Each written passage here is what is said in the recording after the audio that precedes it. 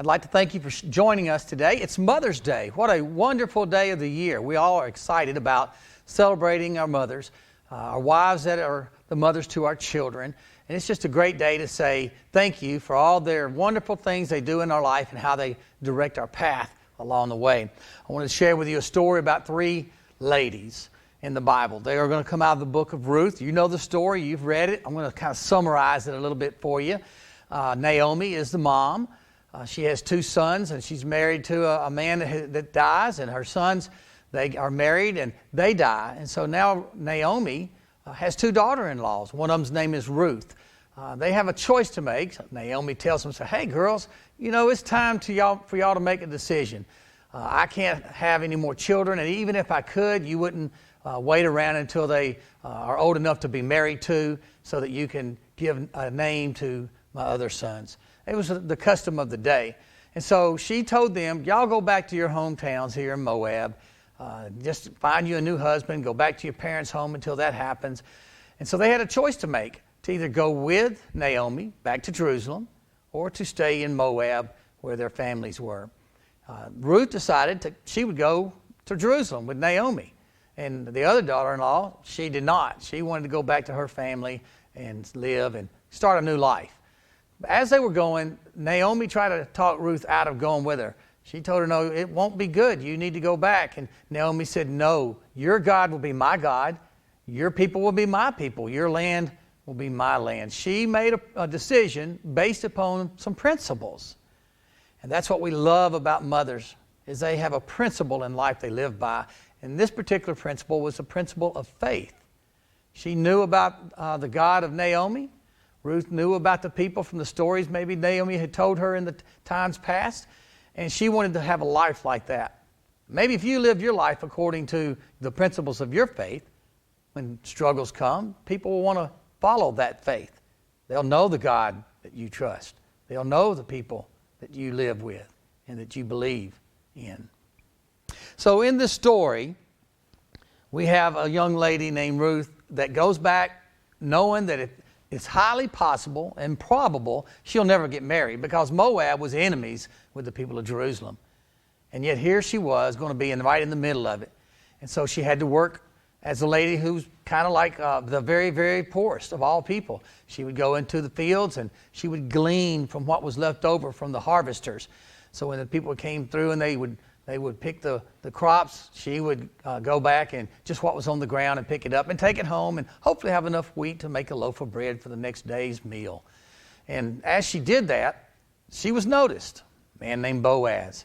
Boaz saw her and asked, who is this woman? And he was told about Ruth and that she was the daughter-in-law of Naomi. Well, it turns out he's a relative of Naomi. So he makes his way into finding out how he can inquire of her and maybe marry her. That would be his goal. He thought she was special. Just tell by the way she carried herself, by the hard work she had. And moms today, they are the same way. Moms work hard. They make food in the family. Some of us guys, if we had to make food, we would not be as robust, if you will. We would be a little bit over the underline, I guess you could say. A little thinner than we should be because we don't cook like moms do. There's nothing like moms cooking. And so we also find out that moms do some other things. They make sure that we are prepared for the day. We have our clothes ready. They're clean and they look good. We have a good haircut. That's a big deal today with all of our coronavirus stuff going around. May 6th, we were able to get back into the salons or into the barbershops and have our hairs cut. And that's a great thing. But in those days, the moms had to make sure everything was just right, the home, and they had to go out and make sure the food was provided. And so that's what Naomi was doing and teaching Ruth. Naomi was getting older and couldn't do all the things that she once did, so Ruth would take care of her as well. So what happens? We're going to look at the book of Ruth, chapter 4 and verse 13, and we're going to find out kind of the end of this story, where it goes. And so here's what my Bible says. So Boaz took Ruth, and she became his wife. Then he went to her, and the Lord enabled her to conceive. And she gave birth to a son. I find that fascinating because if we read the scriptures, we find out who this son was. His name was Obed. Obed was a man that had another son, his son turned out to be a man named Jesse.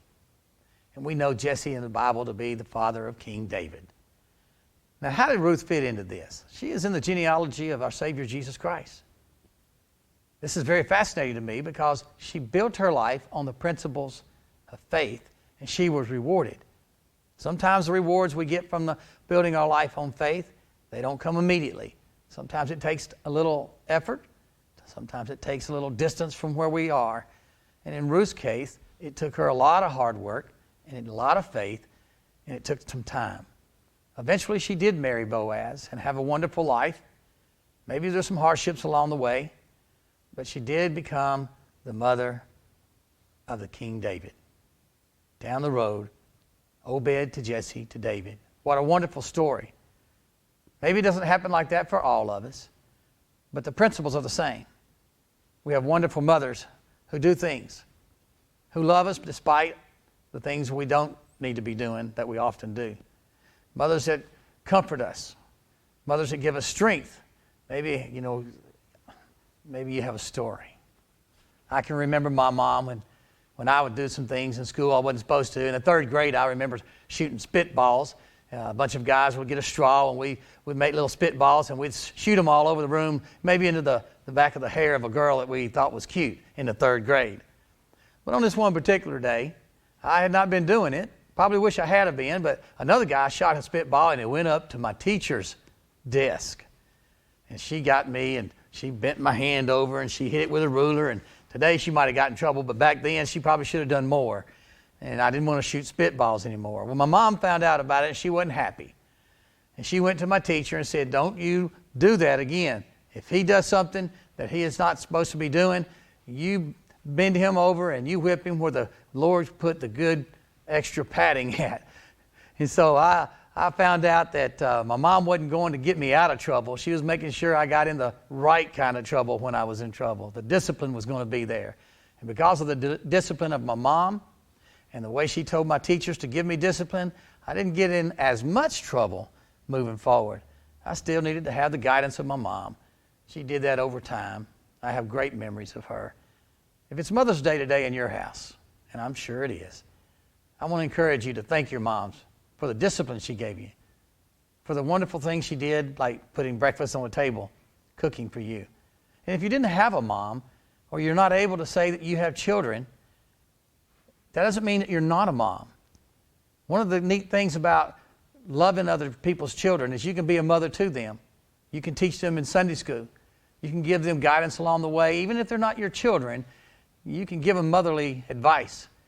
Some people don't have moms as good as others because of one reason or another, and that's not their fault. So love children, even if you don't have any, and be a mother to the motherless. It's a wonderful feeling. I'm grateful today that you are here.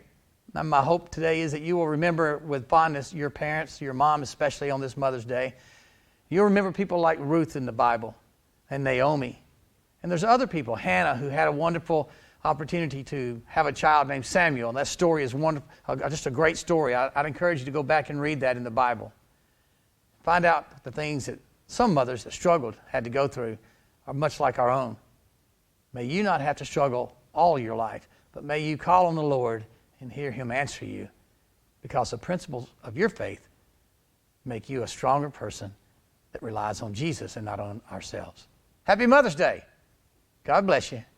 Go in peace.